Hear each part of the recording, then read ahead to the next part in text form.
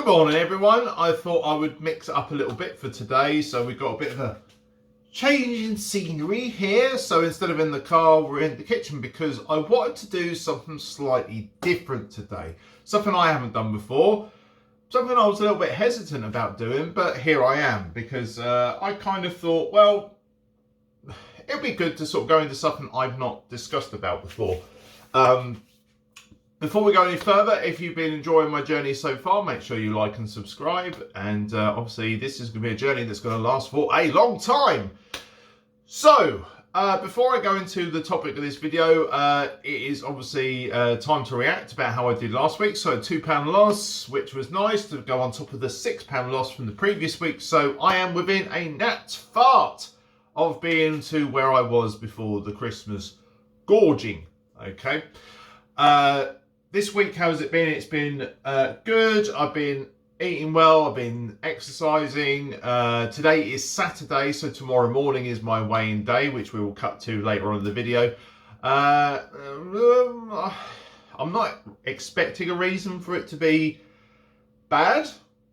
You never know how these things go. The body works in mysterious ways, as they say. But I'm hoping, fingers crossed, it's going to be good. But yeah, was very pleased with that loss. Very pleased with that loss. Speaking of losses though, the whole idea of this video is to give you a little snap. I don't want to go into the full ins and outs because, to be honest with you, nobody likes those videos because everyone's like, you know, trying to stay awake from it.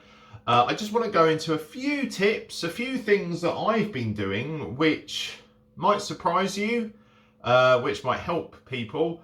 Especially if you are somebody who has got a lot of weight to lose. Because at the end of the day, when I first started, I had,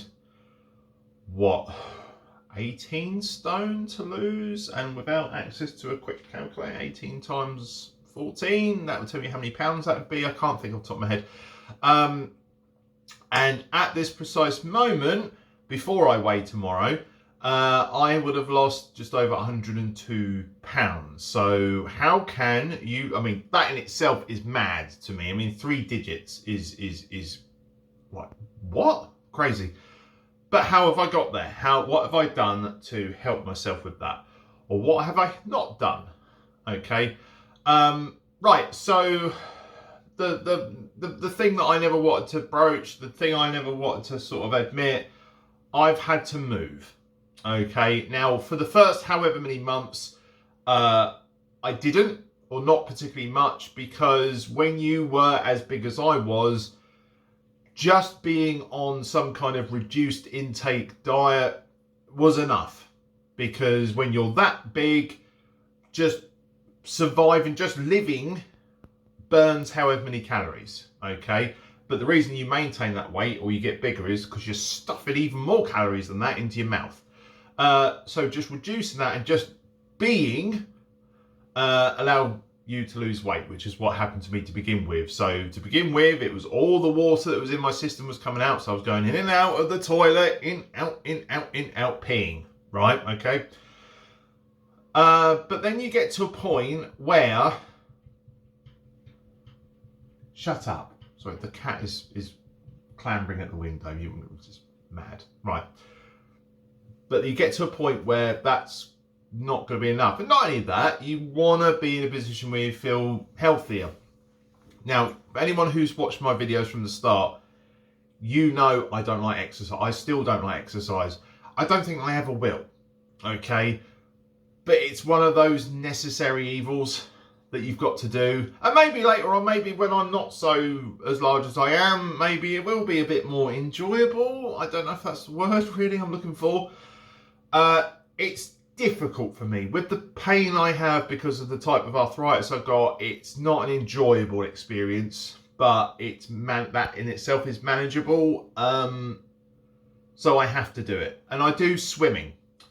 So swimming is something that I think, regardless of joint pain and all that, you can do because obviously you've not got the gravity, you've not got the pressure on your joints. It does help. I do have pain in my shoulders when I do it because if you're thinking about breaststroke, even just doing that, I can feel it in my shoulders. Not a lot I can do about that, but swimming's a good way to get into it. And to be honest with you, I was at the swimming pool the other day And there was this lady who came in, and she would, bless her, she was a big girl, very big girl. But all I thought to myself was, good on you. Because I imagine there's going to be some in here that'll be looking at you and going, oh, look at the size of her. Like you always get that because they're fucking idiots. And I thought, no, good on you. I don't know if she's carried on. I don't know if she's got on with it. But that's the first step, is literally just being there. And, you know, she got in. She swam. To be fair, she was quite a quick swimmer. So maybe she's been going for a while. But I just haven't seen her. But you've got to be in it to win it, so you've got to go. You got to stop worrying about what people think, as hard as that is. You got to be in it, and it's always a good start. So that's how I started. I started going just swimming. Now I would mix it up between times of the day I would go. I used to go in the evening. Now our swimming pool, I don't know about anybody else's, but you've got a main pool and you've got a smaller pool, and the smaller pool was warmer than the bigger pool. And I found that, especially towards the beginning, for my joints, that helped, being in a warmer pool. But then I sort of moved on to the bigger pool, which is colder and it's horrible, purely because I needed that longer stretch of going forwards and backwards, because the bigger one is obviously a longer pool. And I still remember struggling to do one length. And I'd get to the end and I'd have to have a break. So we're talking, that's how unfit I was at the very beginning. Now, it depends on what day, because some days I'm in more pain than others. And some days it does feel like swimming through syrup. But on a day that is okay, I can go up and down, which for me is great. But that's only come from going and going and going and going, and then losing your weight at the same time. I can't deny the obvious. You got to move. And as much pain as I feel like I'm in at the minute, it's been a bit rough the last few days. I have to think about how it would have felt when I was at my weight where I was before I lost the weight that I have. I can only assume I would have felt a lot worse. So it's all relative at the end of the day. So exercise, maybe not immediately, but start to do a little bit here and there. And then it does get to the point, and I will say this, whilst I don't find it enjoyable, it gets to the point that when I don't do it, I feel a bit like, I wouldn't say ratty, but not quite right, a bit unsettled. I feel like I need to go do it to feel okay. I don't do it at the weekends though. I set myself up. I do everything Monday to Friday. At the weekend, no, that's me chilling out, and I think that gives my body a chance to rest. So like where I'm in pain, it gives me a chance just to my nervous system settle down a bit. But that's what I would do. Right, I think an interesting thing to go into is about food. Okay, now obviously we know that I'm on Mounjaro. Okay, 5 milligrams. So I started off on the 2.5 milligrams. I was on that for a couple of months, moved up to the 5, was on that for an extended period of time, had an absolute car crash of a month with Wegovy. Never again, never again. Might work for you. It's working for my other half. Mrs. Chris is doing brilliantly on it. It wasn't for me. It wasn't for me at all. So back on the 5 milligrams of Mounjaro. So what do I actually eat? Well, one thing that I do is I only have one meal a day. So I am intermittent fasting. Okay, that's a choice because I feel if I eat more, I feel hungrier. It might sound mad, but it seems that let's say if I snack on something, instead of that making me feel like, yeah, that was nice, it makes me then go, oh, and I want something else, I want something else. So I kind of have to abstain. And then when I have my meal, I then feel okay. So I have an evening meal. I try not to have it too late. So ideally, anywhere between 5 and maybe 6:30 in the evening. And that's pushing it, to be honest. Also because I do suffer from like heartburn and indigestion. So if I have it too late, I will lay there and I will have it all night coming up. It's an issue I've had for a long while. One of the good things, well, one of the only good things about taking lots of medication, which is what I do, is that one of the pain medication I have to take for my joints, I have to kind of counter it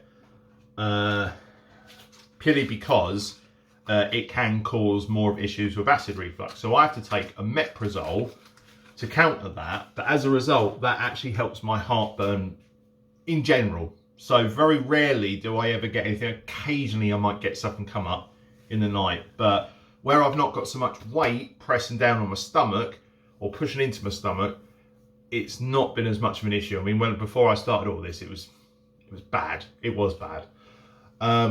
So one meal a day. And I think when you get used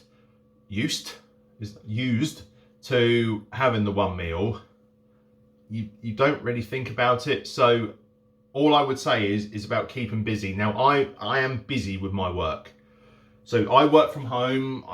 There I sit, not on the bin, but behind there. There I sit. I am busy throughout the day. So when I'm preoccupied, I'm not thinking about food. Okay. Saturdays are an interesting one. So if it's a Saturday that I've got my girls, it's not so much of an issue, although sometimes seeing them eat then makes me want to. But like today, I haven't got my girls today, and so it's a little bit like, you know, so I have to kind of preoccupy myself with getting things done. So bits around the house or go out or something like that. Because otherwise I might not, but I could sit there and just, I could eat. Yeah, you know, I could have something, and I don't want that. Okay, so it's just the one meal a day. I weigh on a Sunday first thing. Sunday I have, and I will continue to, and I would recommend people have this, but then again, I'm not telling you what to do. You do what you want. Sundays I have what I want. Okay, I have it as a cheat day. When I first started, I would gorge and feel like shit, to be honest, at the end of it. And then it would all start on Monday. Monday, I'd then feel shit for most of the day because I'd either still feel full because obviously I've had Mounjaro in me and I'm just not used to eating that amount. And this kind of carried on for a good while, but I'm now noticing that on Sundays, I'm just naturally not having as much. I'll have what I want, but the volume of it is nowhere near as much because I'll have something and go, oh, I don't want any more. You know, so I think it's good because I think if you're like me, you kind of have to have something to work towards to be able to just go, oh, thank God. Oh, I've been dying for chocolate all bloody week. I'll have some now. And then you have it, and then that sort of satisfies that craving. Okay. So I don't worry about what I have on a Sunday because then I know I've got 6 days of exercise, intermittent fasting, There might be a bit of intermittent farting, but so you're gonna get. So it's about having this kind of balance and this rhythm. And by the way, this is all going to be very good. And if I then go and weigh and I put on weight, you know, that'll be good. Maybe I should do a bit more farting. But yeah, so Sundays I have my weigh day, or whatever your weigh day you could have as your cheat day, and have, you know what, I'm going to go out for a meal, I'm going to do this. It also then means, especially if it's a weekend, that if there are any events or anything like that, you can say, well, we'll book it on a Sunday. You know, we'll go out for a meal on the Sunday. So then it doesn't matter. You're not then looking through the menu going, well, what's got the lowest calorie on here? You just then have what you want. So yeah, so that's what I do. What else? Okay, something that may surprise people. In fact, it surprises a lot of people when I tell them, but milk. I am still having, and that'll be reversed, I know, whole milk. Okay, so in the UK it's blue. I think in the US it's different colour codes, but basically this is full fat milk. Okay, full fat milk, and you're on a diet. What? How does that work? Right. Let's cross a little bridge that I think everyone needs to be aware of. Okay, and I hate to dispel any myths that have been pumped into us for decades. You are allowed to have fat. Okay, we've been told for decades that no, can't have fat, everything's got to be low fat, zero fat, diet, this, that and the other. Bollocks. Bollocks, okay? Now, it's all the word is that has to be remembered is moderation, okay? So, you could argue that if the alternative is, well, I'm just going to sit here and eat a pack of lard, okay? Then yes, I understand. Your body still needs fat, okay? Although you're burning fat and you're losing fat, it still needs fats to be able to do what it's doing, okay? So I drink a fair bit of tea and I have whole milk in it. There is no other milk in there. There's no skimmed or goat's milk or rabbit's fart milk or whatever like that. I just have whole milk. Now, granted, I don't have gold top or anything like that. I'm not just drinking pure cream, but I have whole milk. And I've lost over 100 pounds. So that's got to tell you something, hasn't it? You know, but you might have lost more if you hadn't had that. Right. Whole milk. Okay. Now, in the past, I used to have semi-skimmed, which in the UK was the green milk. I have had times where I've been on skimmed, which is red milk, which is basically water with a hint of milk in it.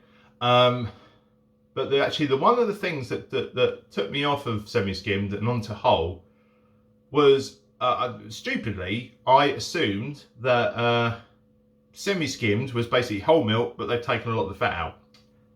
Not quite the full picture. They actually put other things in the milk as well, things that you probably shouldn't be having. Don't believe me, Google it, find out for yourself, and God knows what they're then doing for skimmed milk. Makes you wonder. So there's a lot of things that get added to it, and nah, I'm alright, I'll have the whole milk, okay. So that's why I'm on that. So as surprising as that might be, it hasn't made the slightest bit of difference. So if you feel like, oh my God, I've got to suffer through skimmed milk and it tastes like piss, milky piss, you don't have to. You don't have to. Unless, of course, you're lactose intolerant, then you should be having milk in the first place. But that is one tip. If you are somebody who has coffee, tea, things like that, and have milk in it, go for whole. You don't have to worry, okay? Unless you're guzzling it by the bloody litre, day in, day out, gallons and gallons of bloody milk. That's a bit worrying. Oh, I'm masturbating a giant. Don't have to worry about it. So that. And that kind of ties into other areas. So like last night I had, we had chicken thighs, okay. Oh, Chris, did you take the skin off? No, I didn't. I had the skin. Sorry, I'm not having endless bloody chicken thighs for a meal and eating all the skin on them. I had one, okay. It's not going to hurt. If you're on intermittent farting, because I'm not calling it fasting anymore, apparently, it's now farting, does it matter? You're getting what you need. Remember, we used to walk around, hunters, eating meat and whatever else you could eat, because your body deals with it. It's because since then, we've decided we're going to eat everything and lots of it, which is why we end up like we do. So yeah, you don't have to, oh, make sure I take the skin off and I make sure that I only have grilled this and don't worry. Don't worry. As long as everything is moderation, okay? I'm not going to have it every day, but I had it last night. I won't have it tonight, but I had it last night and it was very nice. And that was all I wanted. Okay, I had it with some vegetables. I tend to do that a lot. So what I'll do is I'll have meat with either veg. salad in this time of year when it's cold, salad, sometimes it's okay, but sometimes you want something that's warm and a bit meaty. So I'll have a meat with veg, and I might have some gravy with it. This is where the Americans go, what? What? Gravy? But that's, you know, our gravy, right? I might have a couple of Yorkshire puds with it. But one thing that I will say is, and this leads me up nicely, right? So, plate, okay? With a very nice love heart design in the middle there. Right, problem that we have in here, because we're mental, right? That is a black canvas, okay? And that has to be filled, right? Because if it's just in that middle bit there, it looks a bit sad and lonely, and we need to add to it to make sure the whole thing is filled, right? This is your worst enemy, right? What you need is that, okay? That. 2 reasons. 1, you're not going to get as much food in there, okay? It's a cereal bowl, or just a bowl, dessert bowl, whatever like that. You're not going to get as much food in there, okay? But when you do feel it, feel it.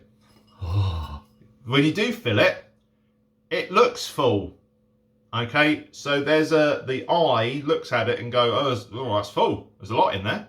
It's not. It's only a dessert bowl, okay? If you think about how it is on your stomach, okay? That's it. Okay, a lot of it is down trick of the eye. And that is always, I think, is a good tip. So have what you want, put it in there.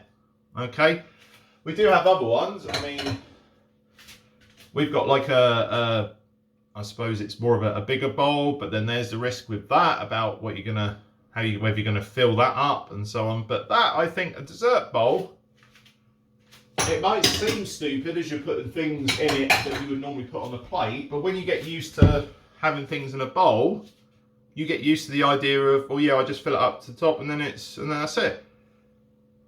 I think if you're like me and you see space and you feel like, oh, I've got to fill it, then that's a good alternative, just to sort of make sure that you're not going above and beyond. Because actually, if you tried to then go above it, it's not going to work, because it's going to fall over on the side. So, food bowl. Speaking of meat, so Mrs. Chris and I are very, very, very much against halal slaughter, and seeing as the government seems hell-bent on making sure that many of us get it as possible, and supermarkets are not labelling it on meats when actually they should do legally, we go to the butchers. Now the butchers, yes, it's more expensive, but what we tend to do is, and I will show you, so we will buy sort of packs of meat, bring it home. Here's one I made earlier. And then we will individually bag the meat. So this is stewing steak. We got some chicken in there. These are some chicken thighs in there. So all you're doing then is you're just picking a bag and then having it with either, I mean, if it does get warmer, you might then have it with some salad or whatever you might have. Or if it's chicken, you might cook up, put it in a curry, or you have it with your vegetables. And then all you're doing at the end of the day is getting a bag out, put it in the fridge, letting it defrost. It's then ready for the next day. Nice and simple. You pay more for it, but seeing as I'm not going to go for halal slaughter, and our society seems hell-bent on making sure that we're duped into having it, fuck you. I will go there and have my own. So that's what I do. Drink, no, I don't do water. Many of you know that I am a Pepsi fiend. Yes, I'm sure it's not doing my insides any good, but is what it is. But I'm still here where I am. I've still done what I've done. What else can I say? Any other tips? Not particularly. If anybody has any questions, then please do ask, because I hate to sort of say it, but it's kind of as simple as that, and a lot of it is just being consistent. Now, I mentioned this in my last video. It's just being consistent with it. Your first day is always the hardest. Your first week's always the hardest. But when the brain recognizes a pattern and it gets used to it, you're all right. And there's no kind of magic trick that I do. I'm just desperately just trying to think if there was, because those were the things I wanted to cover. It just doesn't, I don't think there's anything else that I really do, to be honest. Lot of that, let's go see how I did. Anyways, now I've just gone through all that and lectured everybody and so on. Let's go see how I did this week. Fingers crossed it's good. Week 43. 43, who would have thought? Let's go in there, let's see how I've done.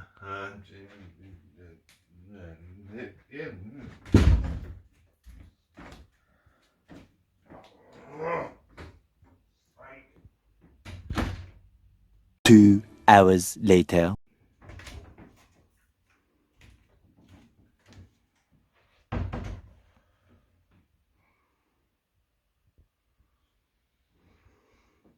That's the latest. Back to the video. You're an ugly cat. You are a really ugly cat. Oh, sorry. Hi.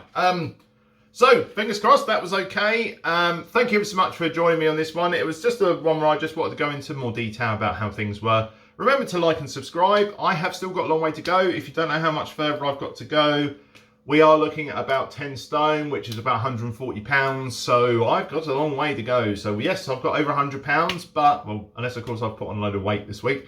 But I've still got well over 100, nearly 1,500, is that a thing? To go. So like and subscribe. Again, if you've got any questions, maybe you're thinking about starting your journey, or if you've got any kind of burning questions about how I've done certain things, again, you know, I am me. What works for me doesn't work for somebody else. Remember, Wegovy didn't work for me, but it's working for Mrs. Chris. So don't take what I say for what you should be doing. But if you want to know how I did it, that's how I did it. Speaking of which, we better go for a walk. See you soon. Wise Mounjaro, come on in and you can see his goofy face, arthritic knee, still living life like he's 23. But no more chips and no more cheese, his boobs alone are double D's. And he sits down when he pees. Wise Mounjaro, oh wise Mounjaro. Losing weight, that's his job, so he can finally see his knob. If only he could stop shoveling food in his gob, spending hours on the bog, trying to pass another law. Wise Mounjaro, oh wise Mounjaro. Subscribe to him now, it'll mean a lot, so he can finally stop being a blob. So he can finally stop being such a big old hairy blob.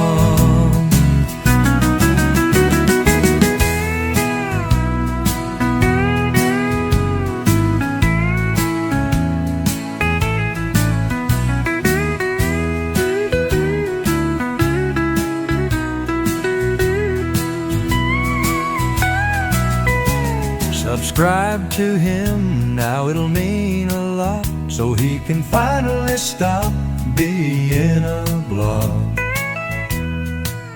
So he can finally stop being such a big old hairy blob.